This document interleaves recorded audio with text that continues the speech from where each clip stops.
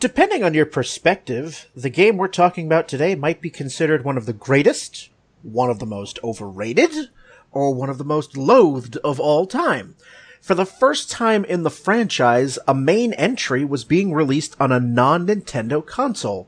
A 3-disc game that sought to use the stronger technology in the PS1 over the limitations found in an N64 cartridge. It was a runaway success, and not only did it make the PS1 a must-have system, it also created an entirely new generation of fans.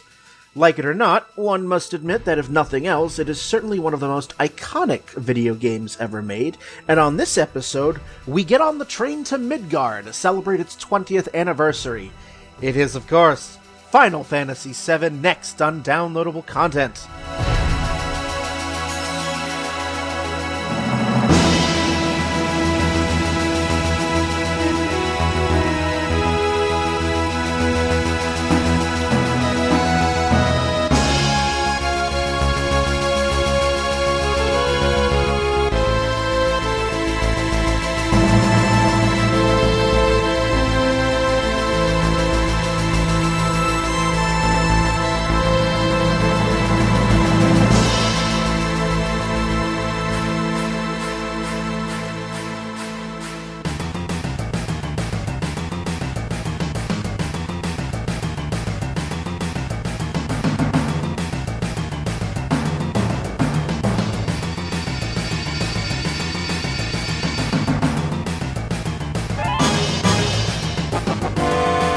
Hello everyone, and welcome to the Sector 7 slum that is Downloadable Content. I am Brian, and with me we have Ron. Hi. We have Gabe. Hello. And we have Ryan, one of the Wallace boys. He'll be showing up later on in this episode. He's currently driving from Massachusetts, so he'll show up later. He'll be here. We'll leave him just the tiniest waste materia that nobody uses for him to use. So, but yes, we are going to be talking about Final Fantasy VII. It is its 20th anniversary this year. And as I was thinking about the planning for this episode, I was thinking, well, it's like we already did a major 5-episode recap of the entire franchise a couple of years ago, but the more I thought about it, the more I was like, of all of the Final Fantasy games, there are a few that are real gems that I feel deserve a much longer episode, their own episode, and 7 is one of them. So, it's one of my all-time favorite games. And before we get any further, just want to remind everyone out there on the wide world of the internet that every single episode of Downloadable Content can be found on our website at www.dlcpodcast.com. You can check out our bios. You can check out the upcoming recording schedule. You can send us feedback, give us ideas for episodes, questions, comments, feedback, all that fun stuff. And of course, every single episode also has links to iTunes, YouTube, Stitcher, and Google Play Music. So once again, it is www.dlcpodcast.com. Alrighty, gentlemen. We will dive in, and as always, this is going to be a very spoiler-heavy episode. I mean, it's been 20 years. I think the statute of limitations on spoilers had long since expired on this game. But if you really, really have never played this game, and it's on your list of games to play, and you don't want to be spoiled, then I recommend you stop listening at this point, and then come back to us when you have finished the game. But if not, just letting you know, there is a general spoiler alert for this episode. So, on your own head be it, and you have been warned. So, gentlemen, I would like to open up the discussion on this game by asking, how did you get into this game? What was your first experience with Final Fantasy VII? Was it recent? Was it when it came out 20 years ago? Somewhere in between? Oh my gosh. For me, it was pretty close to, when it first came out, maybe like a year or two after. But, for me, I had already been into RPGs from Breath of Fire and Breath of Fire 2, which I played with played with one of my best friends back in the day. And then, I heard, there's this great big RPG that everyone loves all of a sudden, and it's like, well, I guess I better get into that. And so I don't know exactly when, but that's how that started for me. For me, I'm looking at the date when it got released in North America right now because it's related to when I first encountered Final Fantasy VII. So, so I was at Thanksgiving for my family's, and probably the November '97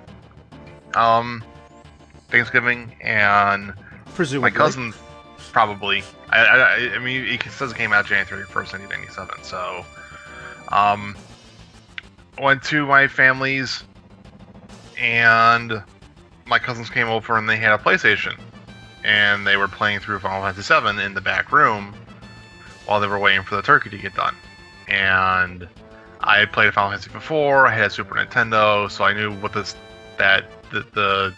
genre was and the name Final Fantasy, but I'd never seen anything related to the Final Fantasy VII until then, and then saw them playing it, and I was like, oh, what's this? And then they explained it to me, and I'm like, oh, wait, this is 3D. What the hell? And that was my very first introduction to it, was watching them going through the train section in Midgar. Yep. Right at the beginning of the game. And for me, I did not play this game until probably a couple of years after it had come out. This was my very first RPG. I had not played an RPG except maybe Pokemon. I'm trying. I don't remember which game I played first, whether it was Final Fantasy VII or Pokemon. But it's quite a bar to start with, considering it's got just about everything an RPG can offer. Yeah, I mean, as a kid, my stepfather was of the opinion that video games were evil. They make you fat, antisocial, lazy, so on and so forth. So only two of those things are true.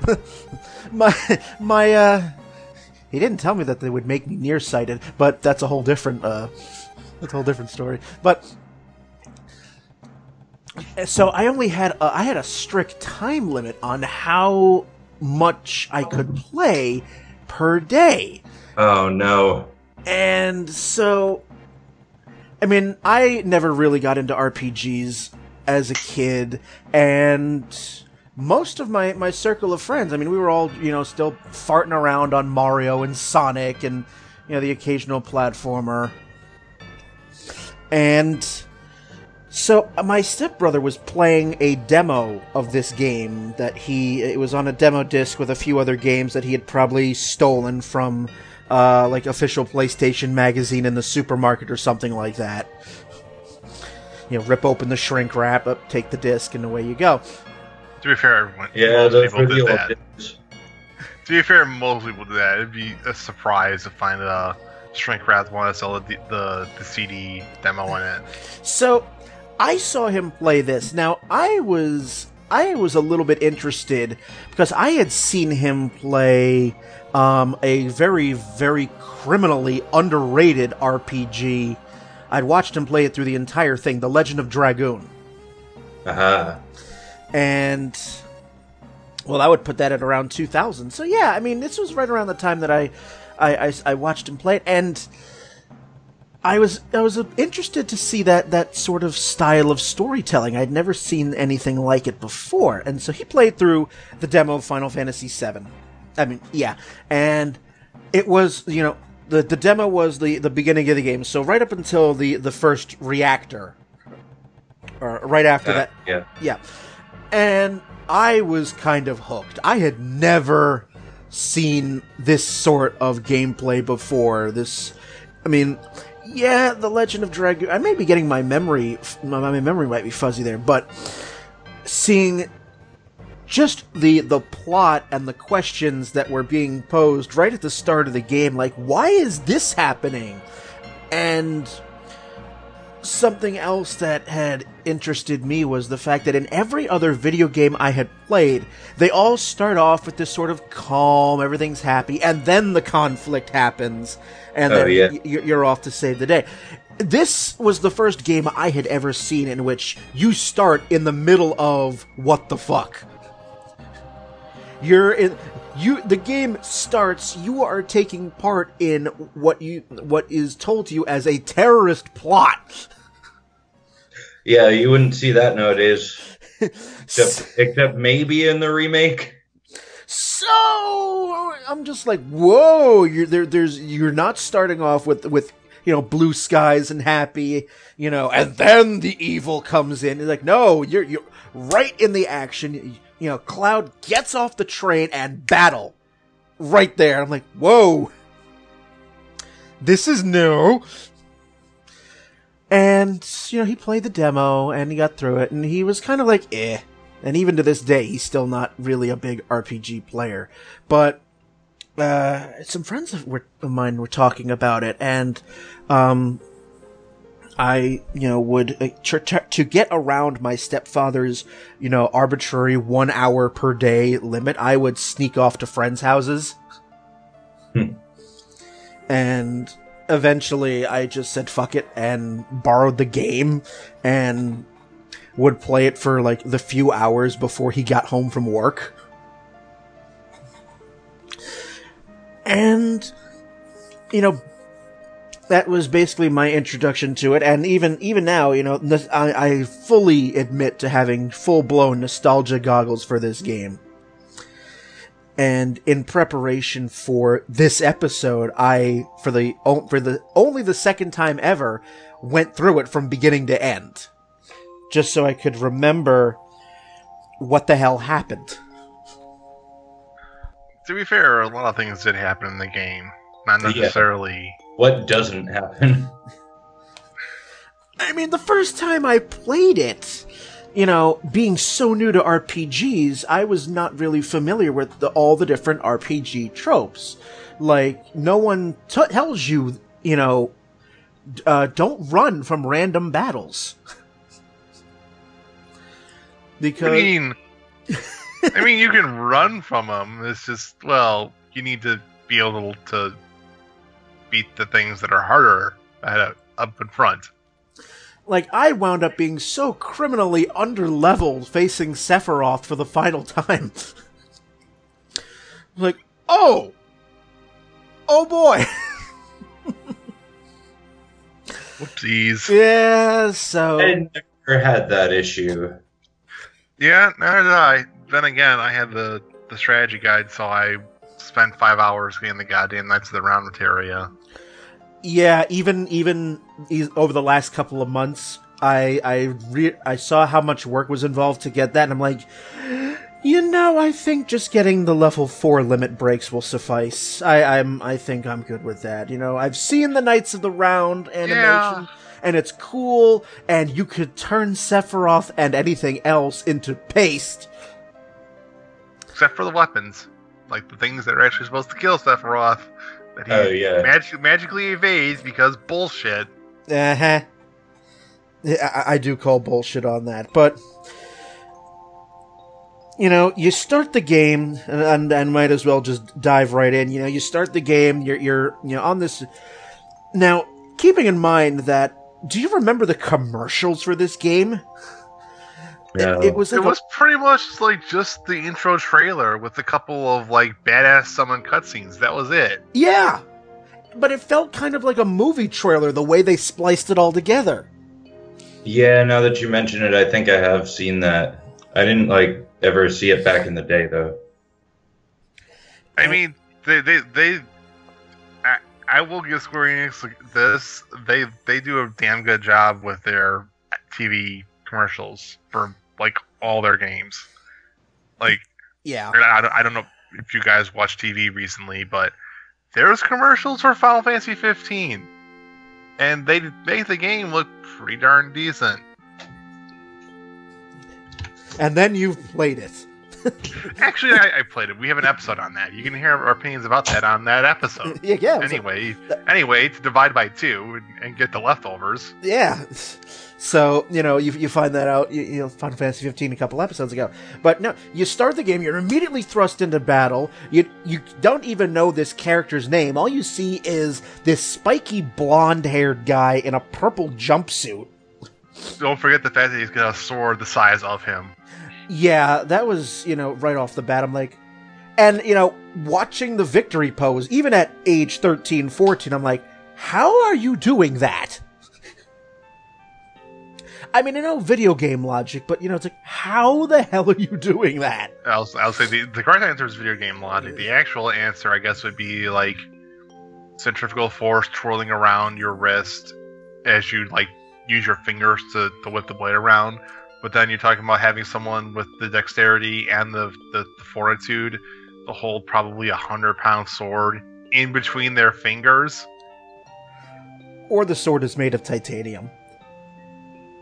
That's assuming it was made of titanium. Yeah, that's, I mean, people have done actual mock-ups of the actual Buster Sword. The thing weighs 150 pounds when you make it out of iron.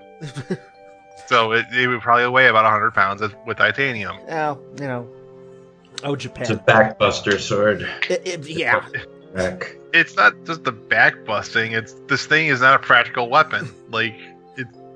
You are literally No one wielding... accused the game of being practical. Though. I know, but I just you're wielding literally a gigantic block of iron, and you're not even slashing people with it. You're bashing them over the head with a 150-pound block of iron.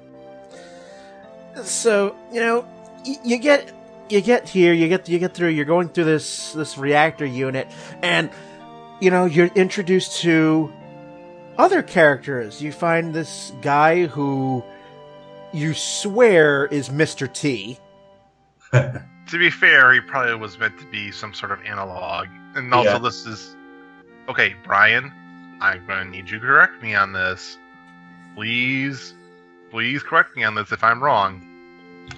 Is this the first black man in a Final Fantasy game? I'm gonna have to do some digging on that, but it might. It very well might. I will have to do some digging on because for all the Moogles and Sasquatches and Lunarians and everything else that you've had as a party member, they've all been either a monster or white. Certainly main character. Just a quick Google search says that in Final Fantasy IV, the After Years, there's a character named Luca, but that came out later. And then in Final Fantasy VI, there's Leo Christoph, but he's not a main character. I say Leo's tan. I don't think he's black. Like I said, I just searched on the internet and this Google, yeah. And After Years came after I'm 7. by no means oh hey, here's this. I'm just saying what the internet says. Yeah. Okay. He is, and actually, he is the first dark-skinned playable character in the Final Fantasy series. Oh yeah. Okay. So yeah. Here's Barrett, who is a very muscular black man. Okay, that's fine. Only he's missing his left arm, right? Right. His right arm. Right arm from the elbow down. And instead of it being a prosthesis, he's attached a machine gun to it. With infinite bullets. And he's the leader of a terrorist group. And he swears with a heart of gold. Sorry, what? My apologies. He swears with every other word. So. Oh yeah. Yeah, he and Sid can go in a competition for that. So Yeah, that was sort of new for me too. Like when I first picked that up, seeing characters that were just like, "What the fuck is going on here?" You know, like. Okay, they bleep out some Right, more but clear even ones. still, you know what they're saying. Oh yeah, and you like can it's tell not what like they're I had played a game before that, or at least a story-driven game with any cursing or implied cursing that I know of. yeah, I mean, you knew they were cursing, but it was just funny seeing it on screen, going, what the punctuation marks? Yeah. Yeah. And yeah. But you guys blow up the reactor with some minor complications. Oh yeah, you get some enemies, and you get the first instance the first very quick little bit of information that the game gives you that something's not quite right with Cloud's head. Like, he sort of blanks out for a couple of seconds, and it's like, alright, just shrugs it off. The reactor blows up, and now you're just like, all right. You find yourself back in a bar where you're introduced to another main character in the Tifa. To a 14-year-old boy who is very hormonally crazed. I was gonna say, I imagine most people with their first introduction to Tifa had to use the washroom shortly afterwards. Like, even pixelated and blocky as all the characters are in Final Fantasy VII, it's like, whoa, hello. And thankfully, when you see like actual art to her, it's still pretty busty, but it's not as like her. It's not like half her torso is all boob like it is in the game. Yeah, I mean, luckily we have the official game art to actually proper portrayal of Tifa, but like, hi, how you doing? I mean, and you see her in the cutscenes too. It's like, she's got. A little bit better proportioned, a little, than they were able to do during the blocky, like, main character movement. Like, all right, tight white short shirt and short black shorts, and it's like, all right, and she's going to be with you for the entire game, and she is not wielding a weapon. She has her bare fists. And... Here's your first party makeup, full party makeup. A spiky blonde-haired guy with a sword as big as him, black man with a machine gun for an arm, and a big busty lady with the beats people over the head with her boobs. I mean, her fists. Her fists are on. Yes, clarify that. And you find out why, what Barrett's motives are. That Cloud is just really a gun for hire, and it's a very simple sort of idea that you have this group named Avalanche, and they're trying to save the planet because this evil electric company named Shinra is sucking something called Mako out of the earth. Because, no, that isn't a metaphor for fossil fuel at all. I mean, perish to be fair, it ended up being it's not, but... No, but I mean, at this point, right, at the start of the game, that's the easy comparison. Yes. And so, Barrett's like, oh, we're going to blow up another reactor. And he's just everything's gung-ho, and every other word out of him is a curse. And... Of course, you have, the lackeys, Biggs and Wedge. And Jesse. And Jesse, yes. Cannot forget Jesse. Rest in peace. Yes. She's not dead yet. No, but she'll be stone dead in a moment. Yeah. You also had the first introduction to a flashback with Tifa and Cloud and how they know each other. And they grew up in the same town. Well, Or- that's their childhood friends. And so Cloud decides he's going to continue with Avalanche, and they go to try to blow up another reactor. Reactor 1 they go to blow up? 7? They blew up 7 at the start. 8. You're right. They blew up 8. Okay. They're going to 8. So, Which was maybe their problem. They're a little obvious going just one after the other. Had they gone for maybe like reactor 4, Shinra would have been waiting at 8. Like, gee, no, I thought that would have been a bit more predictable. I'm completely wrong. It's they're going out to the Sector 5 reactor. Okay. Well, never mind. Scratch that. Scratch that. Yeah, all right. I thought it was 8, but now I'm looking at the synopsis again, and no, it's 5. So you get through all that, and it's like, all right, second verse, same as the first. And then things go sideways. Things go a little bit sideways. You're introduced to President Shinra, because we're not original here. And, he's this fat old man. With, like, a comb-over and yellow hair in a red suit. And he named his company after himself. Was this game telling the future? I don't know. I just I don't know. But the dude shows up like the very first time we see him. He shows up flying a helicopter, taunts the heroes, and then flies off right before throwing a biological weapon at them. I'm sorry, not a biological weapon, a biomechanical weapon that his company produced. Yep. Which is your first actual boss of the game, which, at this point, it can be a bit of a challenge if you don't... Yeah, because at that point, you just have one materia, right? You have Bolt. So you can have access to the shop, which gets you fire and cure. Yes, but Bolt is the elemental weakness for this particular boss. Yeah. If you have Bolt, it makes this battle a lot easier. Also, the fact that if you eventually realize, oh look, he turns around every time I hit him, and whenever I hit him in the back, it does like 3 times the damage. Yeah. I can use this to my advantage.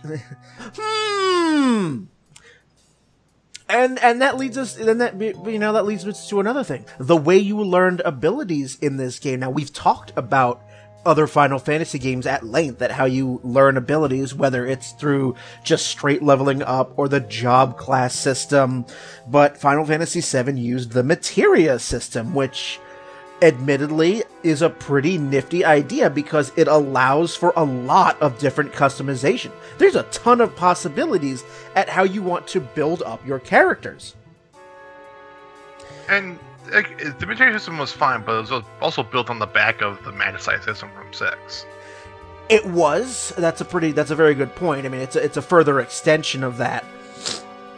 But it's like, I liked how with the materia system, you could have multiple characters with the same materia. So you could give all 3 of your party Bolt or Cure or Fire or any other materia. Yeah, so characters weren't pigeonholed into their like stereotypical role class or anything like that. And I liked that, I both liked and disliked, but more so I liked that you were able to level up a whole bunch of magic and then give it to someone who wasn't maybe as strong or as good as the other character, because you hadn't used that person as much or they were lower level or whatever. And you'd bring them right back up to your point. Right. So you could just customize and really play with anyone, and the only big difference would be, which weapon they had, so they would have as many slots for materia, and which final limits they had, things like that.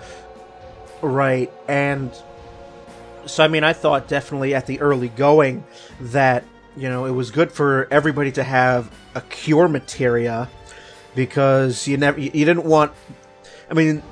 I did not. Everyone gets Band-Aids now. Yeah. Everyone heals everyone. This is universal healthcare, people. Yep. Come on. If freaking Midgar can do this, Oh man. But yeah, I also liked the fact that once you mastered a materia, they gave you another one for free, which even though it's an absolute nightmare to master Knights of the Round, I'd rather be rewarded with another Knights of the Round materia than just be like, oh, well, I guess I mastered that. I'm done here, you know? Yeah, So. it goes through osmosis and Yeah. out another one. Yeah. I mean, between that and junctioning, the materia system ended up being really complex and fun once you got the hang of it. I mean, I was able to develop a strategy to just annihilate the Emerald weapon, which is the second hardest boss in the game. It's one of the 2 optional bosses, you know, in like 1 turn. So Yeah, and you know what else was my friend in that game? The all materia. yeah. Almost everyone would be like, "Oh, look, I'm gonna buy like cure, and like I'm gonna be able to heal my party all at once. It'd be fantastic." When you make this thing only targets one at a time, this sucks. What do you mean you have to buy all materia to things? And what do you mean it only works like 2 or 3 times before it has to get recharged in an end or a save point or whatever? This is dumb. But then you look at it like, oh, this thing goes to attack magic as well.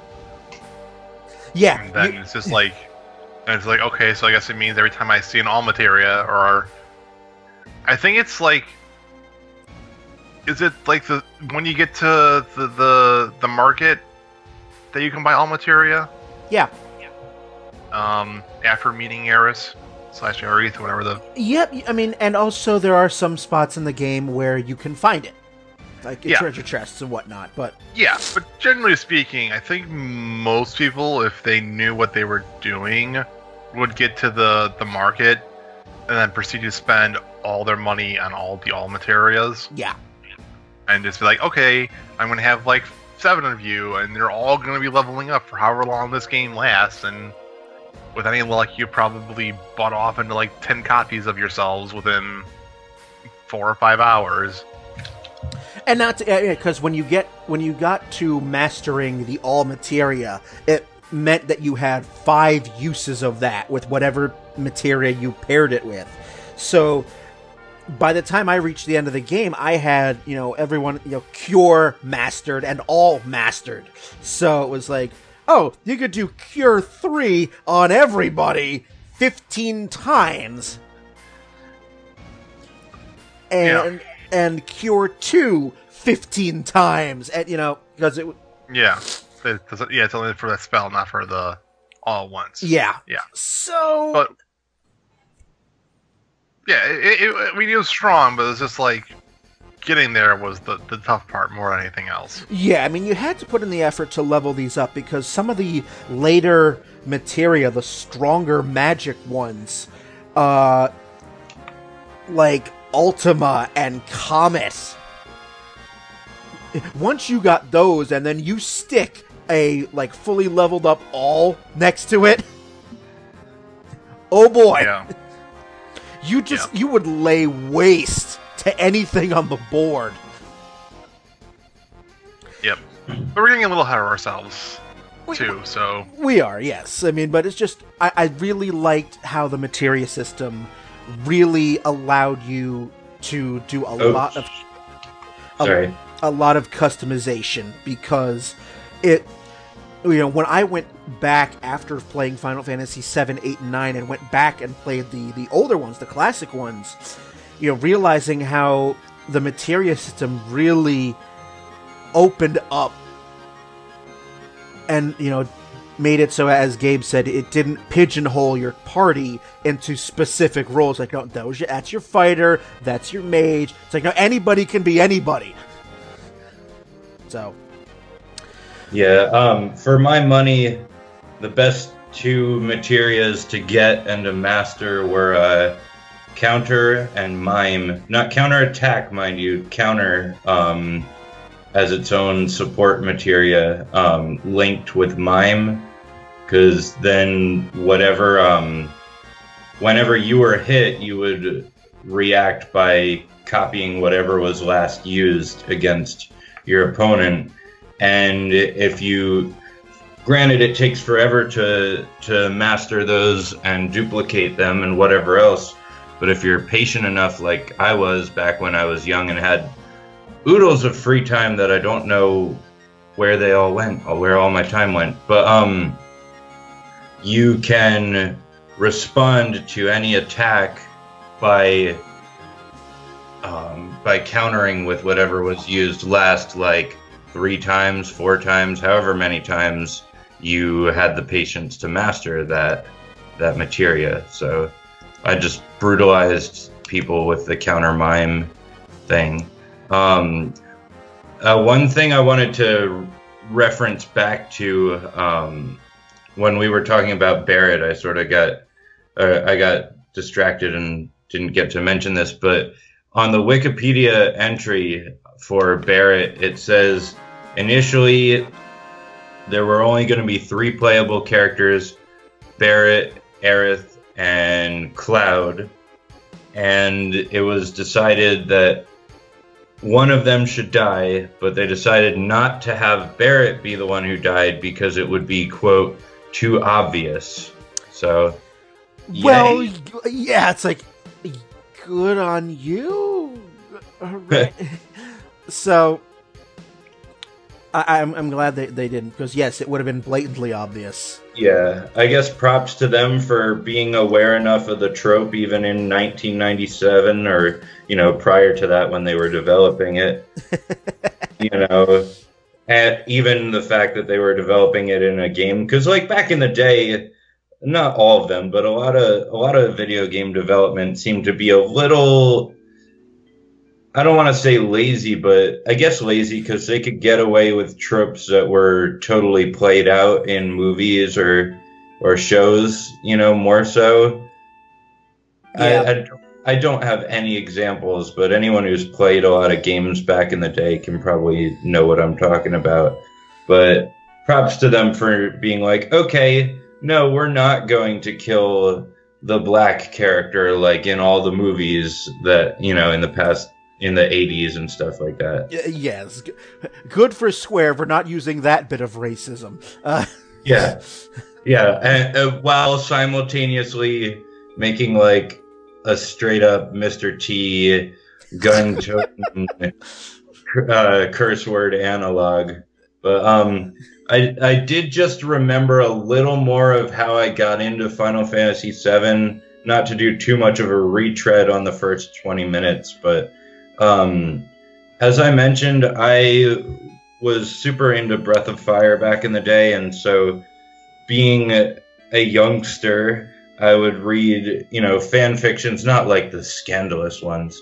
But, you know, not like the ones I read.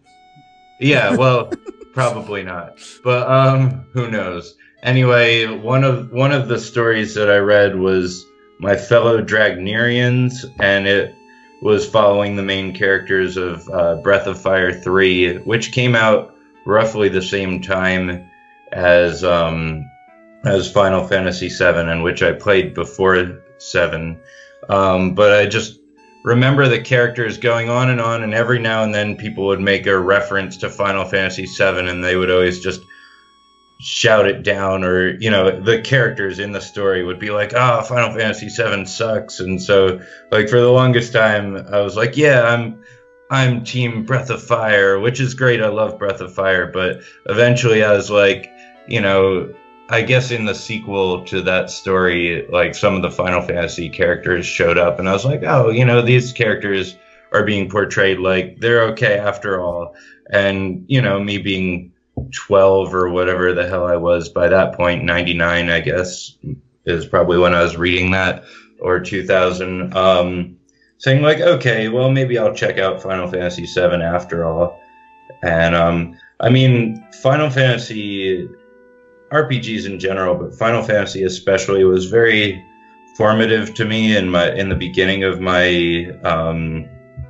teenage years.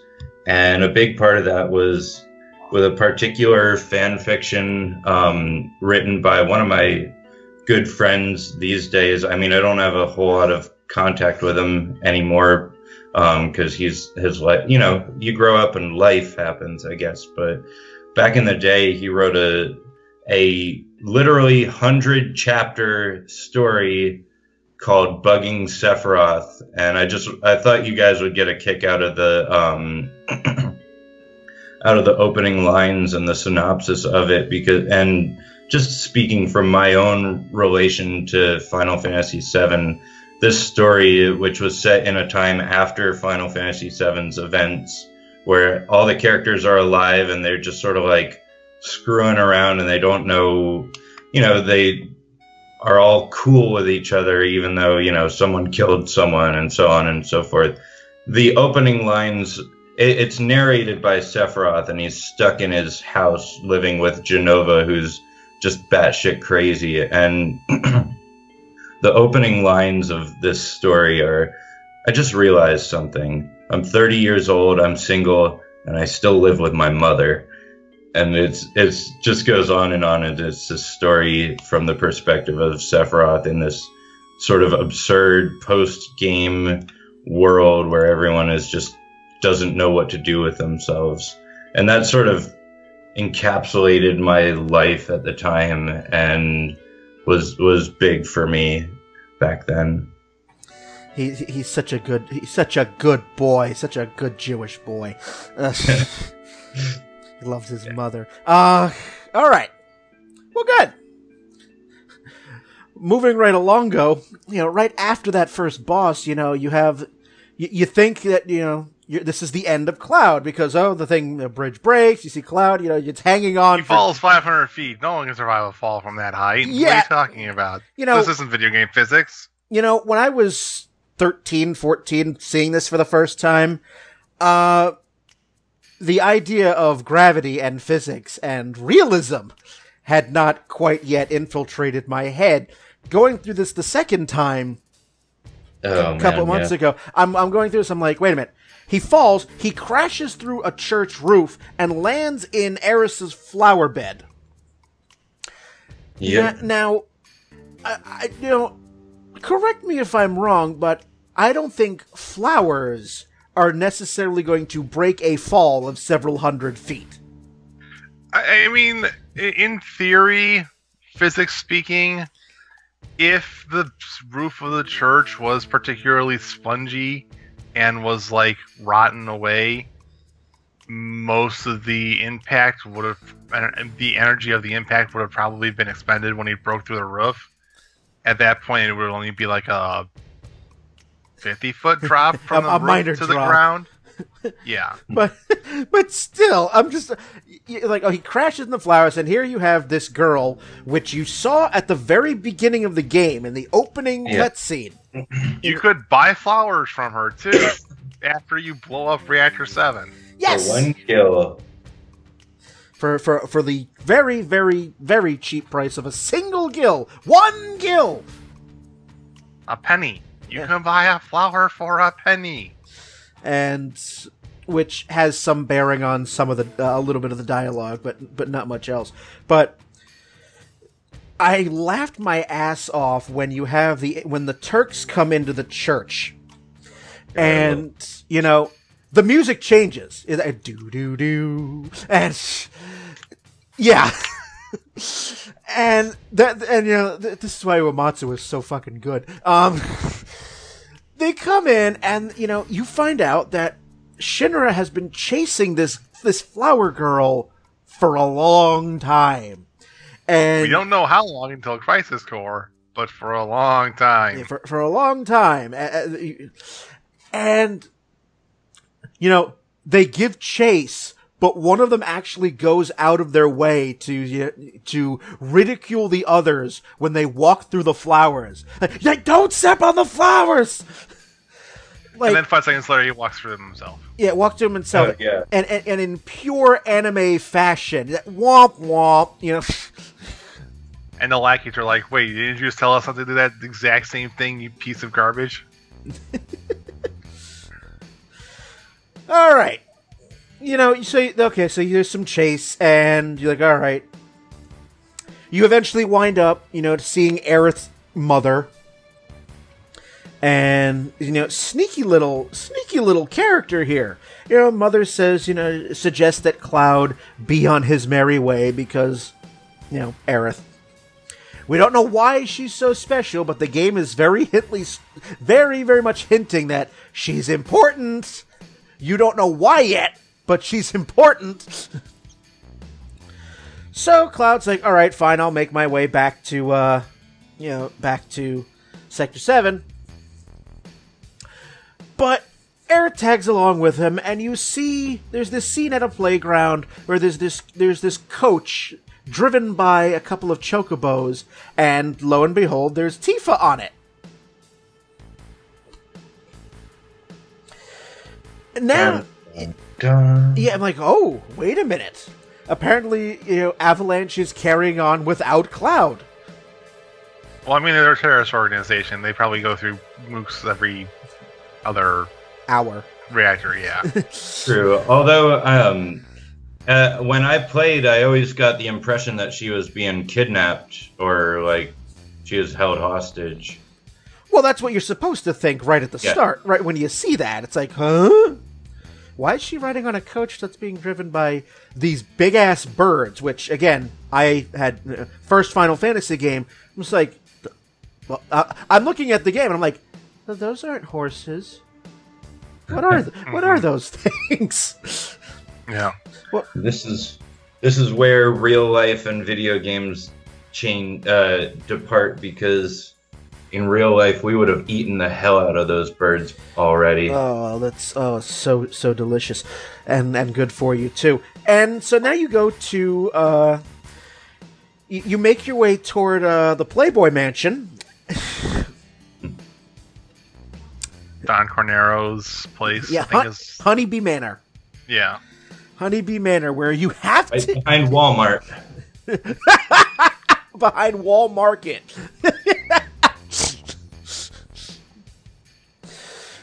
Which is hilarious in itself, but, there's an optional scene, which I forgot about, in Honeybee Manor, which Cloud can get himself some items. And, but in order to... Now, Cloud, in order to get into... You find out that you have to see Don Corneo to rescue Tifa, but Don Corneo is looking for a wife, because he's just the horniest bastard in all of Midgar. And he'll only meet women right now. He'll only meet women, and so... And Cloud is just feminine enough to pass with a dress and a wig. Yep.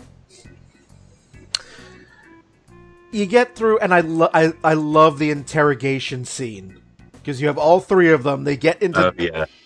You get into Don Corneo's room, and they're threatening, like, if you don't tell us, we'll cut it off. Yeah. Yeah, there's the beat, and then they do threatening sexist intimidation technique number 5. Yeah, they don't actually outright say what they're going to cut off, but what they're implying. And I do like that each one has their own style that they're going to do to mutilate him. Like, Tifa was going to crush them, I think. Cloud was going to cut them off, and I can't remember what Aerith was going to do. But, tie them up, I think. I don't remember, but something very, very unpleasant. But lo and behold, it's a trap! Cue the literal trap floor and drop through into the sewers. Uh-huh. Yeah, it's like it's like right out of Scooby-Doo almost. And there's a boss in there because of course Corneo has this pet monster just hiding. Yeah, he's got a pet alligator, only it's like standing on its legs and can control the water. But, here we go. I'm sorry, Brian. Cloud will chop them off, Aerith will rip them off, and Tifa will smash them. Good. But, you know, just when you think you finally have the drop, and as you said, trapdoor, there's a boss, you fight them. And all of this has been serving nothing more than to be a distraction, because when everybody gets back to Sector 7, it is under attack! Because Shinra has decided, oh, we know where Avalanche is. Alright, let's drop an entire goddamn city quarter on them. Literally. They're literally going to, because Midgar is divided into an upper plate and a lower plate. The upper plate is where all the well-to-do are, and the lower plate is where the poor and the slums are. So Shinra decides that enough people are expendable that they're going to drop 1/8 of the city on them. Like, well, technically they'll drop 1/16 and crush 1/8. Yes, because the people on top would probably die from the resultant. Yeah, so 100-foot drop. So Shinra, that's I think the first real point in the game where you start figuring out just how nasty this company is. Yeah. Like, up until this point, you're just like, okay, you know, big corporation, you know, sticking it to the people, alright, fine. But then you're like, we know where this terrorist organization is. We're going to drop an entire section of city just as punishment. When did we suddenly get to Shadowrun in Final Fantasy? What the hell, man? Mega corporations and lack of government? What is this? What is this, 2017? Shh! They don't know that. Are you sure? Are you sure? So, you know, despite the party's best efforts, you know, it's a resultant failure. You know, the president shows up, does some taunting. No. It wasn't the president, or was it one of the Turks? The Turks show up, grabbed Eris, although she did say that she was safe, she being Marlene, which is Barrett's adopted daughter. Yeah. And so you're left with Barrett, Tifa, and Cloud as you Indiana Jones your way out of Sector 7 as it collapses around you. Yep.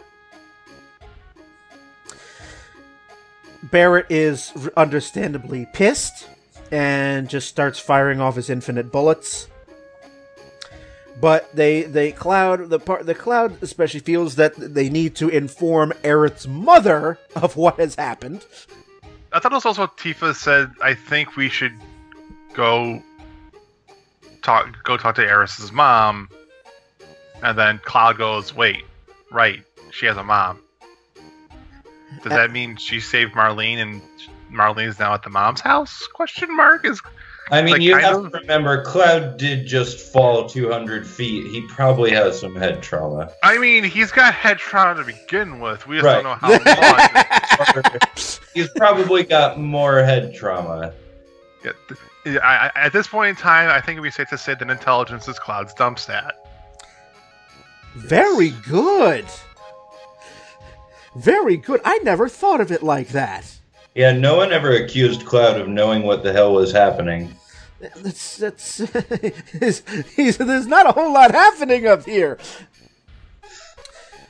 So we get to Marlene, not Marlene. We get to Aerith's mother's house. Is Aerith's adopted mother Elmira, or is that her real mother? That is Elmira. Elmira's the adoptive mother. Right, and Ifauna is her real mother. Actual mother. Yeah, this too.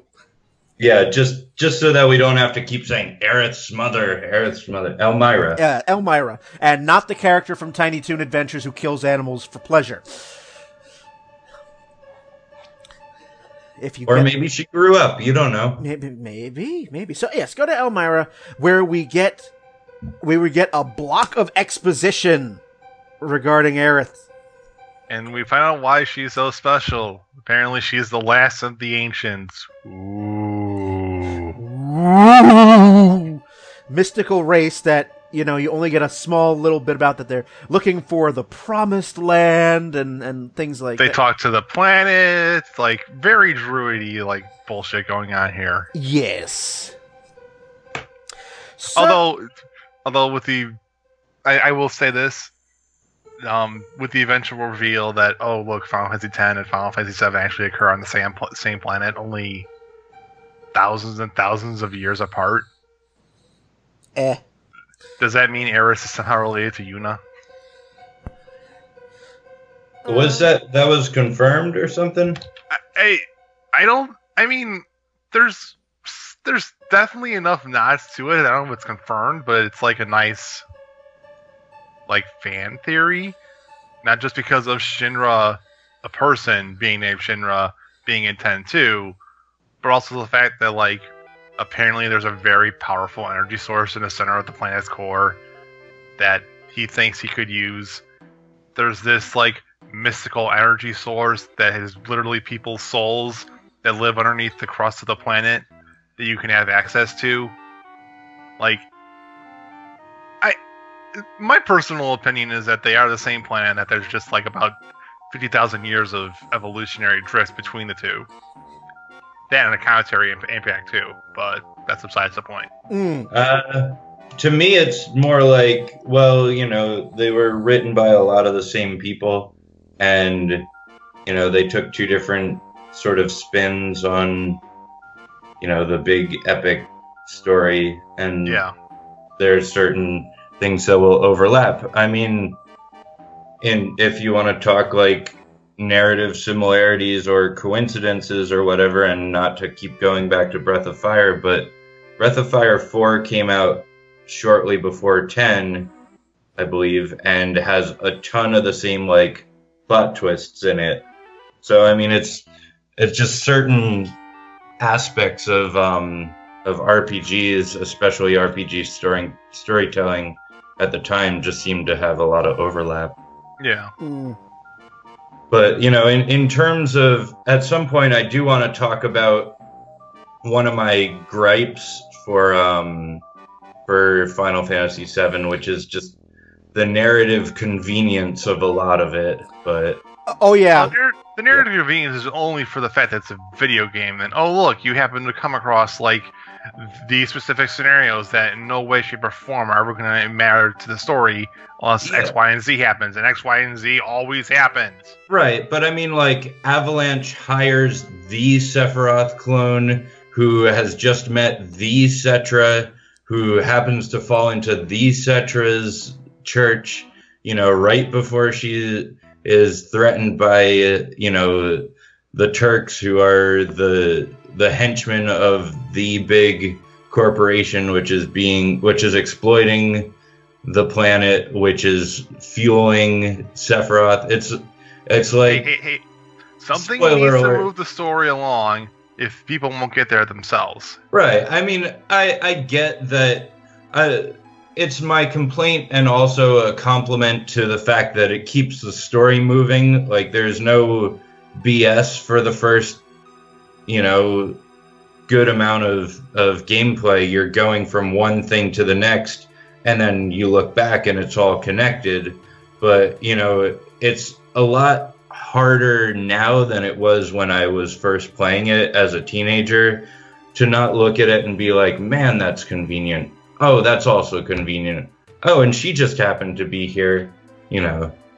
Oh, and Avalanche is also run by Cloud's old, you know, town girlfriend sort of person. And I mean, maybe that's why Avalanche reached out to Cloud, or maybe it's all convenience. I don't know. You know, it's really just a game. You should really just relax. Yeah. Well, yeah, like I said, most of the time I do, but just when I stop and I think about it at any great length, like one might do when one is on a podcast, I say, man, that was really sort of sloppy at times. And you know, I think that now, having just gone through it for the first time in almost 20 years, which, you know, is all well and good, but, you know, again, we were probably playing this, 12, 13, 14 for the first time, and you're not thinking about narrative structure. At least most of us aren't. April will probably be like I was. But, but, I was just along. You're just along for the ride because, this first part of the game in Midgar, it's just like bam, bam, bam. We're just moving. Things are flying. Things are happening. Shit's hitting the fan. And speaking of shit, our party goes to Shinra HQ. Yeah, after climbing up the wall of garbage in Wall Market. Yes. Yes, they climb up the wire. You have some very appropriate, brave sounding music that's going on, playing underneath all of this. And, you reach the top and you just see it's this quick little cutscene where you just look at the Shinra building in all of its majesty. Because, the way it looks and the way it's lit, and it doesn't scream evil at all. And you're faced with a choice, and I remember this, because I've played both options. Barrett wants to go in guns a-blazing. Because of course he does. And Tifa's like, no, we should actually take the stairs. And it's on you as to, what you decide you want to do. And both of them have their advantages and disadvantages. I don't know, going on the blazing and get literally the entire goddamn paramilitary corporation on our asses right away. Or sneak in through the stairs. What do you think we should do, Barrett? Really? You think we should go and kill everyone? Wow, that's not racist at all. No, we're going to take the smart option here and take the stairs. Cue literally 5 minutes of walking upstairs animation. Yeah. Yeah, that's the thing. You're supposed to, you get up to the 66th floor, and now I did not count if they actually did program 66 flights of stairs. It's pretty darn near close. They assuming a flight of stairs is a floor, you go up about 50 flights of stairs. Oh, you do that, and it's just like, oh my god. And at the same time though, if you decide to go in guns a-blazing, all that EXP. Yeah, it's pick your poison. Personally, Brian, I went in with a little bit of tact because, paramilitary organization on paramilitary forces on my ass right at the start, and I fight through 65 floors of bad guys, or I get to bypass all of it and start getting to the actual action stuff. Yeah, I will bypass all that bullshit. Yeah, and that's ultimately what I've done. I've done both, and if you want to move the story along, you take the stairs instead of just onslaught after wave after wave after wave after wave. So, and the funny dialogue that happens as you're going up the stairs between Tifa and Barrett is just... And Cloud, because the entire time Cloud's being stoic asshole, nothing bothers me, whereas Tifa and Barrett are literally dying and having heart attacks on your stairs right next to you. Yeah, Barrett's dying over here, and it's just... But eventually you do make it. You get all the way up, and you find out, I think you actually get off on the 60th floor to start, because you find there's a puzzle, I think, in which you have to find different pieces of this scale model of Midgar, and you find Mayor Domino, who is the actual mayor of Midgar, but he's nothing more than a figurehead. You do actually find out that it is really Shinra who controls everything. There is no real government because the mayor is nothing more than just a figurehead. Shadowrun. And there's you finally get up to 66th floor, and you hear a discussion about the destruction of Sector 7. There's this scene where what was it, 17 million gil worth of damages? It was which seems really cheap. Yeah. And I think it's this if I remember correctly, it's this boardroom with the president and Scarlet and Reno and a couple and Heidegger. Heidegger, yeah. Because every other line out of Heidegger's mouth is he just has. We get it. You're evil. Fuck off. Get us the actual story now, please. Just every other line. It's like, okay, you do not have to laugh every single time, and you also see the you also get the introduction of the scientists. You see Howard Johnson or Hojo, and you find that you ultimately your party is ultimately found and you get arrested. And then the game gets especially hardcore. Then at this point you're like, all right, we've been found, all right. And then it also gets weird too. Then it's like, oh, there's a trail of blood outside our cells. And oh look, all the encounters just changed from generic soldiers into like abortic abominations. Yeah, and oh, by the way, there's a container that was housing the remains of this creature called Genova. And look, somebody broke into the container, or the container got broken out of. We don't know. Shrug, smile. You're just like, oh god, fucking damn it. Now it's Resident Evil in here too. Yeah, it's like, oh dear. And your party winds up getting split at this point. Well, after you get after the scene where you have Hojo wants to breed Eris and Red 13. Which for those who aren't aware, Red 13 is a talking red-headed or a red-skinned and like red-haired dog. Wolf lion thing. Yeah. So like Hojo, you're a scientist. You should know biology doesn't work that way, boy. Yeah. Yeah, but biology also doesn't work the way that it works for everything else in that game, so, you can't play by those rules, but it's still like, what are you doing, Hojo? I think Hojo is meant to be the straight up, like, mad scientist with full capitals on mad, and scientist with 3 exclamation points at the end of at the T. Yeah. Yeah, I am... I got my plot mixed up. The jail scene occurs after this introductory scene with Hojo. Yeah, I was gonna say, isn't it that I reversed my... tries to breed. Yeah, he tries to, like, quote unquote breed them. Only Red 13 pops out, beats up Hojo. Hojo calls in his abomination.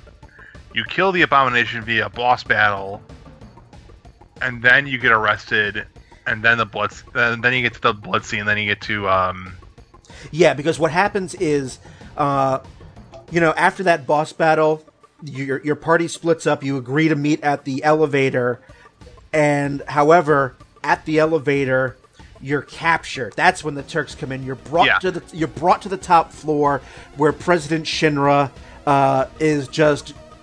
he's bragging. Yeah. So his thing is he wants to take all the reactor technology and stuff out of Midgar and go to the promised land, which is supposed to be full and like overflowing with Mako, and make that into the new paradise and the new Midgar.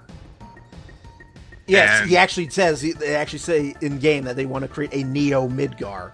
Yeah, and he just wants to, like, greedy corporate asshole wants to ruin the planet even more so. Why does this sound familiar? Oh, hey, ExxonMobil. And then he's going to have all of Avalanche get executed on public television because ratings. Yeah, so you're just, and Square is just really laying it on thick that this guy and this company is absolutely evil.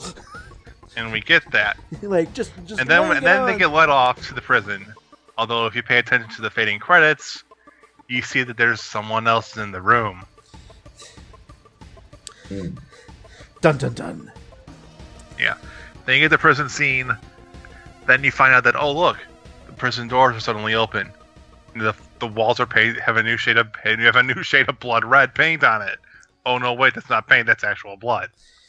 Yeah, and then you get to the top floor and you find that it's more blood, and there is a long sword sticking out of the back of President Shinra.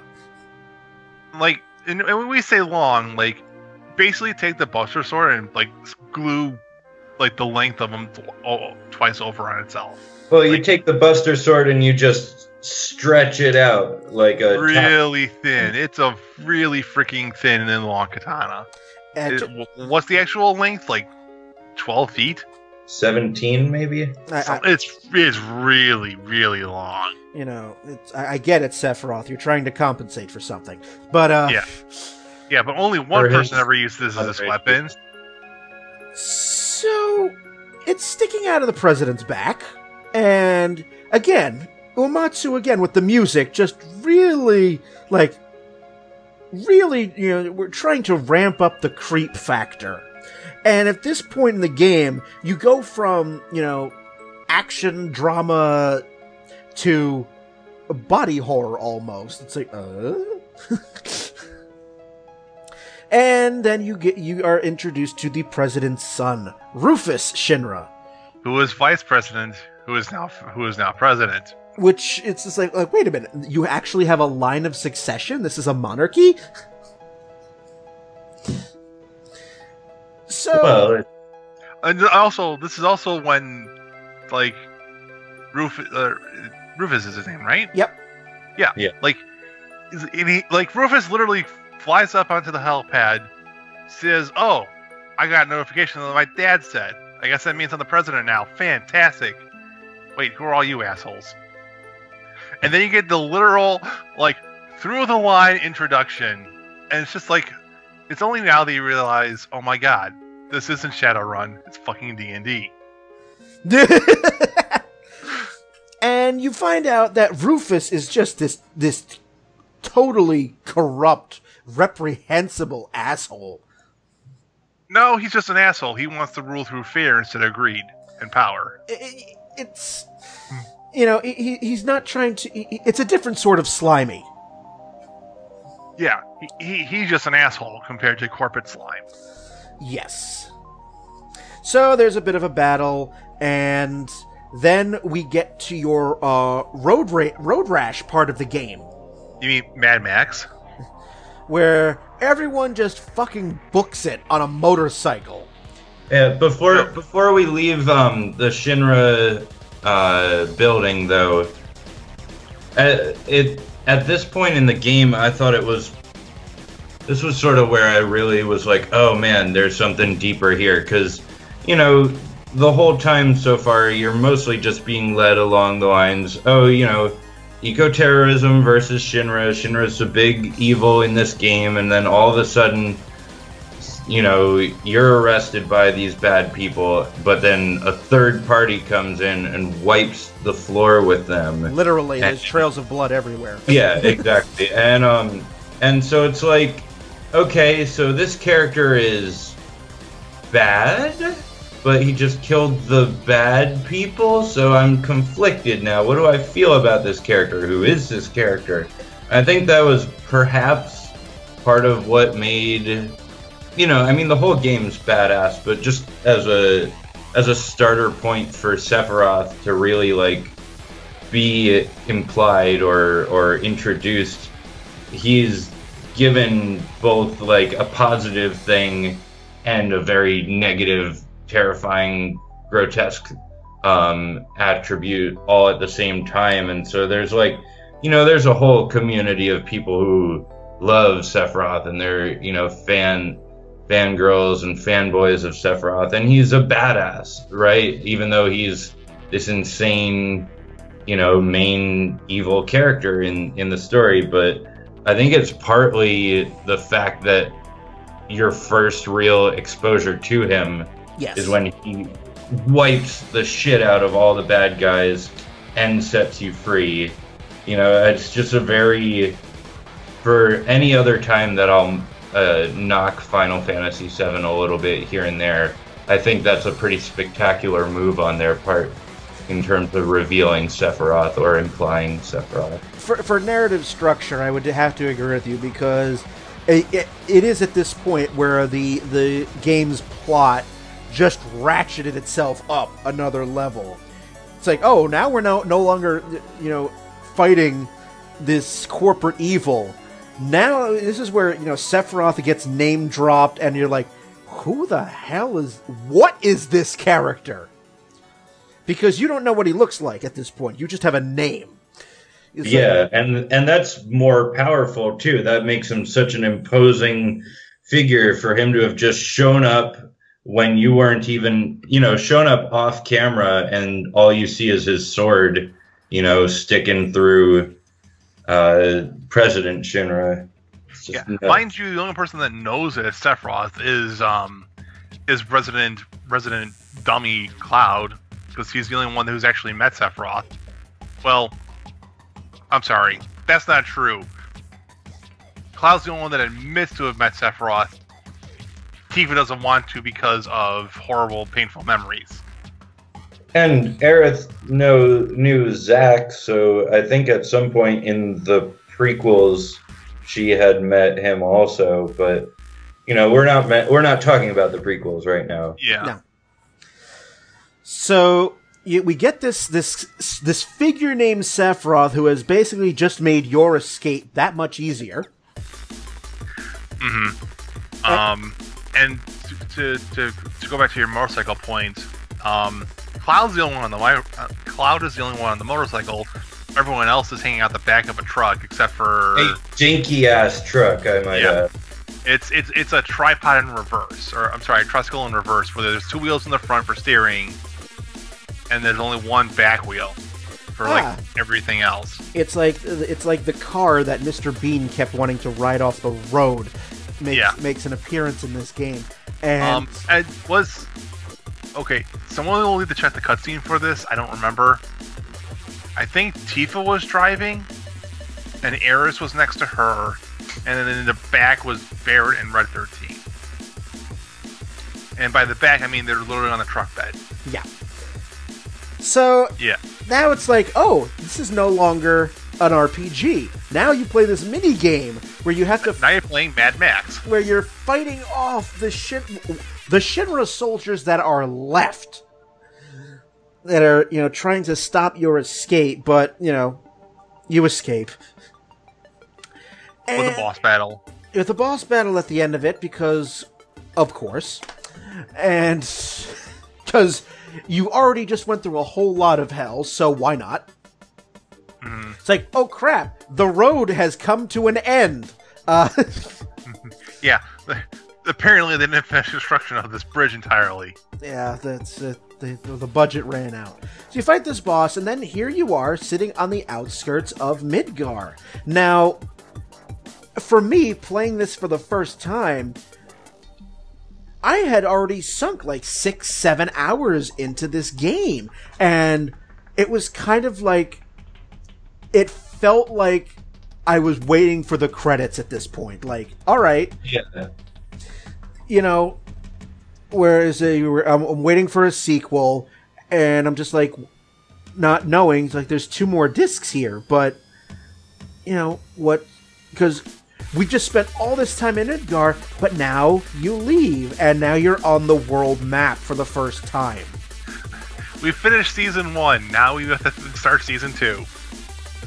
Oh my gosh, could you imagine if this was released as a television show? Why do you think I made that joke? Well, yeah. Why do you think I made that joke? Yeah. I just mean, like, can you imagine how long it would have been, is what I really meant.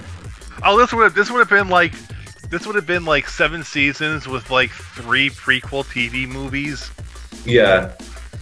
It's like what anime does. It's like you have the actual series itself, and then all of the different movies that will either come before it or after it. So Yeah. we finally get out of Midgar and onto the world map, and I think because we've been going on for almost an hour and a half, we will take a break. So when we come back on the second half, we'll continue going through the game and making fun of it here or there. And you'll have some music. We'll probably be faster because this is when the story picks up. Actually, Yeah, after you leave Midgar, then it's like, all right, now we're open. The groundwork has been laid. Let's go. So you'll have some music. We'll fight some enemies and level up our materia a little bit. Random encounters. Yep, we'll do some of that. I'll go kill Midgar Zolom. Yep, go do that, and just don't kill yourself, or don't kill Eris yet. So that'll be on the second half. You're listening to the 20th anniversary of Final Fantasy VII. We'll be back.